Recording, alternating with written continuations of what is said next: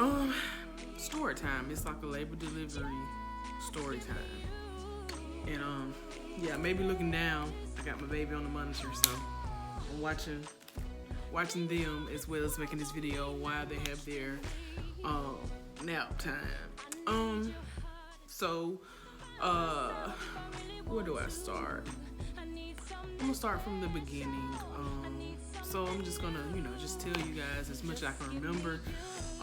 The day I went into labor, what I was feeling, what was the symptoms, what was the problem, everything I was going through that from when I went into labor until I had Abigail. So it was Friday, September the 4th is when I actually went into labor with Abigail. I'll just tell you how that Friday started off. I woke up Friday morning. Something just wasn't right. I felt off. But I was like, okay, let me back it up. That whole week, I've been having contractions that whole week. Prior to that Friday, I was having contractions. I went to the doctor that Monday, for my last appointment because I was scheduled to deliver her on Labor Day. They was going to induce me on Labor Day, because I've been 39 and 39 in 3 days. They was going to induce me then. But I had my last appointment that Monday, and so I had contractions going on then.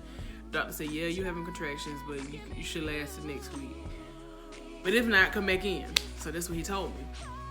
So I was just study having contractions. It wasn't nothing study like no 3 or 4 or 5 minutes apart. It was probably like 15 or 20 minutes or so apart. Then they'll stop, and then they'll pick back up late at night again. So I was having contractions on and off. So that Thursday, every day that week, I went walking, and that Thursday.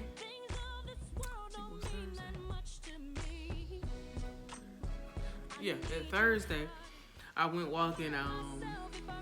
I went from probably about I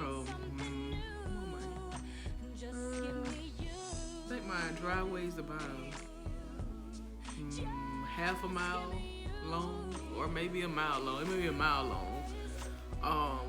One of them, I can't remember. Half a mile, a mile. From a half to a mile long, I started one end and went to the other end and kept walking probably about 5 or 6 times. Back and forth. And then as I walk, I can tell my contraction was getting heavier. But then once I got through walking, they'll calm down. It was at Thursday, and I was like, okay, let me just walk because I can get this baby out. So, I went to church. Yeah, I went to church Thursday night. We had prayer service Thursday night. So I was like, well, let me go get as much church as I can get in, and before I had this baby. So I went to church Thursday night, and I was just having contractions back to back Thursday, doing prayer. It was just back to back. They were I would say probably about 10 minutes apart. But, that was real hard. Then probably by the time service was over with, by the time I got home, which was around about 9-ish, they sort of calmed down. I was like, okay. They calmed down again. I was like, oh, well, this is just false. It's just, I'm just having breaks and hits, pre-labor contractions. So I was like, okay. So, Friday, I woke up, and like I said, I was just feeling off, and I was like, okay, I just feel like I needed to clean up. So I was like, okay, let me go on and clean. I cleaned all my bathrooms in my house. I cleaned all 3 bathrooms in my house. So I said, let me clean the bathrooms. I cleaned the bathrooms. I cleaned the kitchen. I was on a cleaning spur. I was like, I gotta get this clean. For some reason, that's how I felt. And so I was cleaning up, and then it felt like I told my husband, it felt like I was uh I guess using the bathroom myself. I guess that's what you could say, but like I guess I felt like some kind of fluid was leaking or something. That's why I felt. So well, let me back it up. Because I left out an important detail of this pregnancy. When I was 22 weeks, I think. 22 weeks? 20 or 22 weeks. I can't remember exactly, but I think it was like 22 weeks. I had a doctor's appointment, and so I went to the doctor's appointment, just a regular doctor's routine, checkup or whatever. I think it was 20 weeks. And, or 21. Can't remember exactly. I think it was like 21, 22 weeks, somewhere up in there. I went there and had a regular checkup or whatever. And I was in the process, my first half of my pregnancy, I was at one other doctor. But then I transferred during this pandemic and everything. I transferred to another doctor. And so therefore, it was his like first or second time seeing me. And so he was just examining me, make sure everything was okay and everything. But they found out that I had an incompetent uterus, which means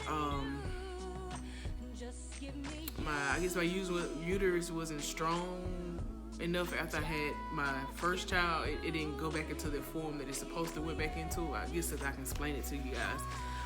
But anyways, in order for me to carry Abigail full term, I had to have cerclage, which basically means they went in around about 22 weeks, I think it was. Around about 22 weeks, they went in. I had surgery done, and they went in and stitched my uterus, pretty much. They stitched my uterus so that I could carry Abigail full term, which I did.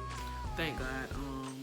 So back it all the way up. That's why I said about prior to that, 37 weeks, I think I was. Finna be 38 weeks. I think it was 37 in some days. I can't remember what days.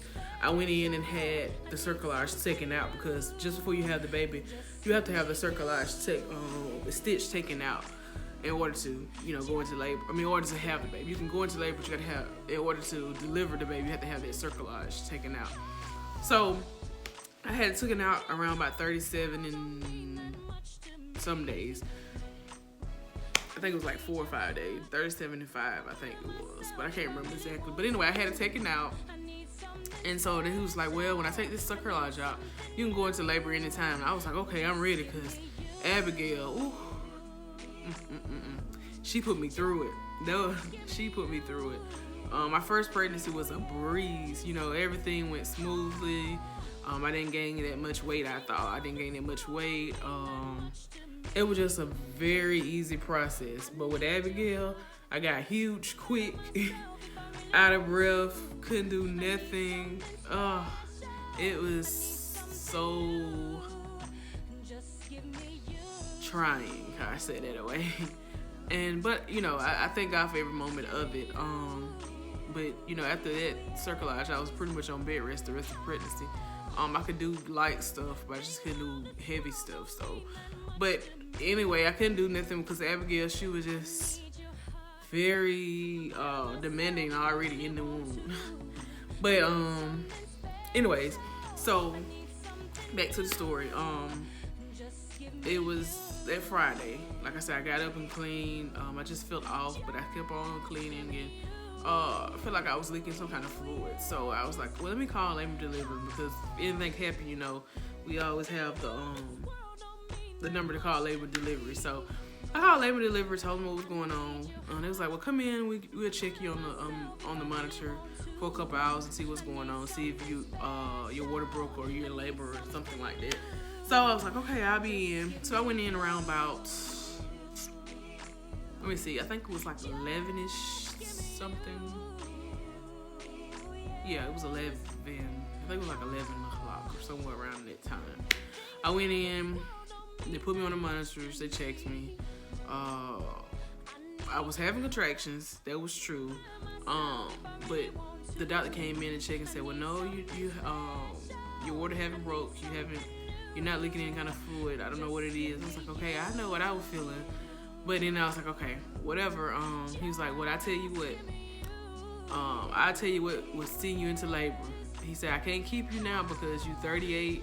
At the time, I was 38 and 6, which the next day I would have been 39 weeks, which I could have went.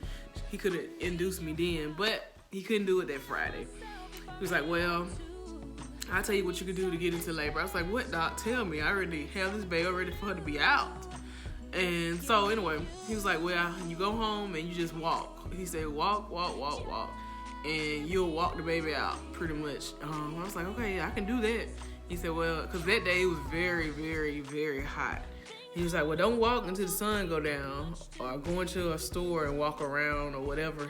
Yeah, I was like, well, I'm probably not going to the store because all this pandemic stuff going on. I want to stay away from people as much as I can. He's like, well, just walk at home when the sun go down. I was like, okay, I can do that. So I went back home. I stayed hooked up to machines from like 11 to 1:30ish, and so I was able to go home. So I went home. I was like, RJ, I'm gonna walk this baby out today. He was like, yeah, okay. I guess he was like, okay, whatever, because every day I said the same thing and nothing happened. I was like, okay, I'm having this baby today. And he was like, okay. So that day, I waited until the sun went down, probably around about, it was 6:30ish, 7ish, somewhere up in there. I started walking again. So I walked from my garage door all the way into the road where my driveway goes to the road. It's like I said, like a half a mile long driveway. So I walked from my garage all the way to the end, probably about 6 times. I walked, me and Lydia, at the time we were just walking. And so I felt contractions was hitting very hard. I'm like, okay, it's just hitting because I'm tired and I'm doing this because I'm walking. I said, but I kept on walking. And by the time my husband, we was gonna go somewhere. I forgot where we went. Somewhere in town. We went somewhere in town. And so I was like, okay, I go. So, because it wasn't happening, I thought. And so I went to a couple places in town. We had to run a couple errands.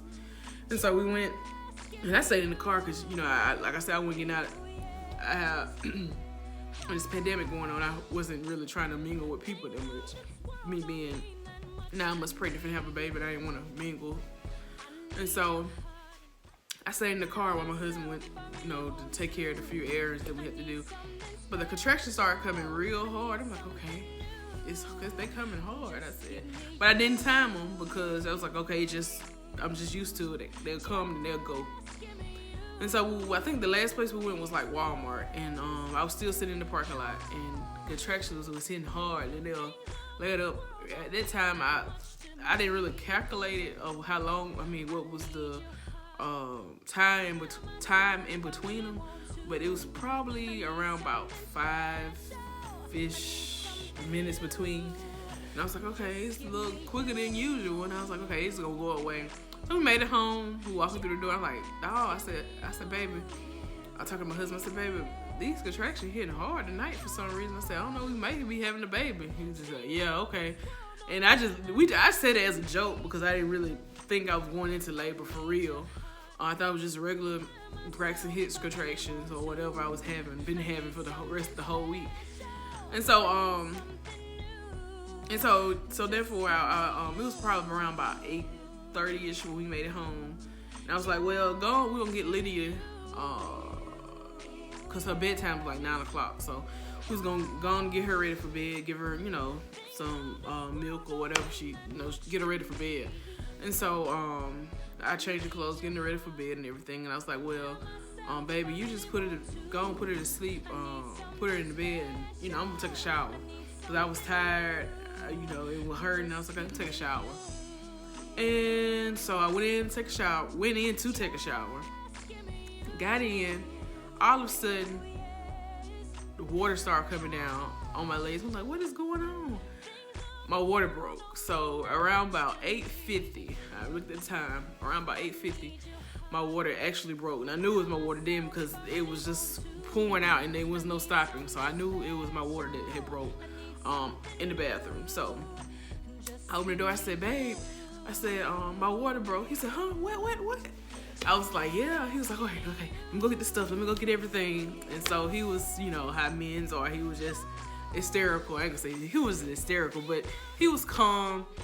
But he was also, nervous, and he was like, let me get this done. So I know you're gonna go into labor. Let me go get this. Let me go get this bag. So he was just going, and I was like, calm down, It's not like TV time. I go into time my water break and one I'm finna have her. No. But so I was calm, even though the contraction was coming. Once my water broke, they started coming back to back, like really. It probably was like 4 minutes apart or so then. And I was like, okay. And so we got my baby girl, well, then Lydia. We got her together and took her to my in-laws. And so we went to the hospital, and by the time we made it to the hospital, I I said my water broke at 8:50. We didn't make it to the hospital until probably 10:15 or so, somewhere in there. So yeah, we wasn't in a hurry, but we was in a hurry, but wasn't in a hurry. So we made it there. Told them they was in labor, and she was like, "Hey, let me check you, make sure that you are." I'm like, "Yeah, I know I am now. You don't have to check me." That's what I was saying to myself. But anyway, they checked me, and it was like, "Yeah, your water broke." But the doctor came in, checked me. He was like, "Yeah, your water broke, but it's not fully broken." So he went ahead and fully broke my water. And boy, I thought this contraction was hard before, when I thought my water broke completely then, but when this was completely broke, that's when them contractions start hitting so hard. I'm like, okay, when I'm gonna get this epidural? Because sister child can't stand this pain right here. So I was like, I wanted the epidural, but I wanted to where it lasts through my whole delivery. I don't want it too early. I don't want it too late. And she was like, well, okay, you can get it. Just let me know when the pain get worse and that you can't take it, and we'll have the anesthesia lady come and give you the epidural or whatever. So I was like, okay, I'll wait. I'm trying to be a big girl. I said, okay, I'll wait. I waited. Shoot, it was around about 12-ish that night. In the morning, then it was like 12:15 that morning. I was like, okay, I need this epidural because these contractions hitting hard. And she's like, okay, then I'll call the anesthesia to come. I'm thinking, because I had my first child, I had Lydia in Mobile Infirmary. So, that's a pretty big hospital. And, like, anesthesias, all that stuff is in the hospital. All you gotta do is call them, they coming. And so I'm thinking that when they call the anesthesia, that they just gonna come, they down the hall somewhere, and they coming in and giving me my epidural. No, the anesthesia wasn't in the house. The anesthesia was out of the house. So therefore, they had to make it to the hospital. I was like, what? You should have told me that from the very beginning. I would have asked for it a lot sooner. But anyways, I waited, and the anesthesia lady came, gave me the epidural. And I was feeling good. Probably about 5 minutes after she didn't give me the epidural, I started feeling it. I started getting numb. I felt good. I was like, okay, then I can do this. Not knowing that epidural was not going to take. No. I felt it when it first did it. And then something happened. She said something about like I had an air pocket. I don't understand what that means. But I know the pain was getting hard. I still was feeling the pain. And so, pretty much, my epidural didn't take. And at that time, I was at around about 8 centimeters dilated in, I think.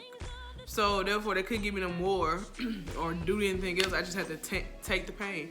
So, therefore, I delivered Abigail feeling everything. Every single pain I felt. And I was like, okay, baby. I was telling my husband, I said, okay, they got to get this baby out. It's hurting. Because with my first child, I had an epidural, and all I felt was pressure. I didn't feel no kind of pain. So this was like brand new to me to feel every single contraction. Every time she moved, everything it was excruciating pain. So I fully dilated at 10 centimeters. It was 6:30 that, yeah, 6:30, yeah, about 6:30 that morning. I fully dilated 10, so they rushed me to the labor and delivery room and started the process of me having Abigail. And so I felt, like I said, I felt every bit of, every bit of pain. But anyway, I went in and I had at 10 at 6:30. I went to full, and so they went in and prepped me up, did all that good stuff. And I was like, okay, hurry up. That's what I was saying. And I'm sorry, I'm still looking at my baby, trying to make sure they all right.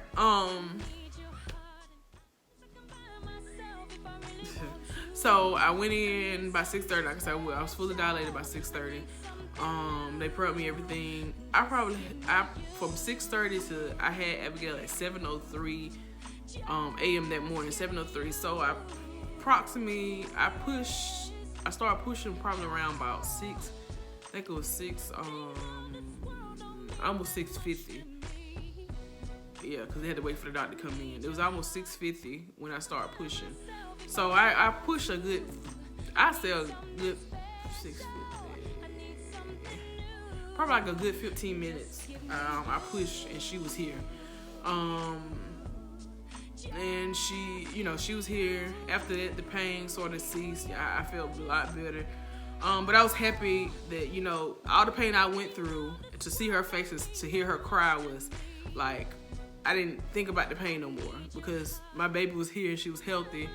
A healthy 7 pounds and 15 ounces, almost 8 pounds. Baby. I fell in love all over again. So, it was a very trying pregnancy, but I thank God that I made it through it. By far, it was the hardest pregnancy I had, because like I said, my first pregnancy was a breeze. And so, but that's pretty much my labor and delivery story. But like I said, for the ones that's first time having a child, a lot of people ask me how contraction feel. To me, contraction feels like, how would I explain it? It feels like you getting a cramp. You know how you have like, sometimes you have like a cramp in your leg, and how it tightens up so tight and you can't move.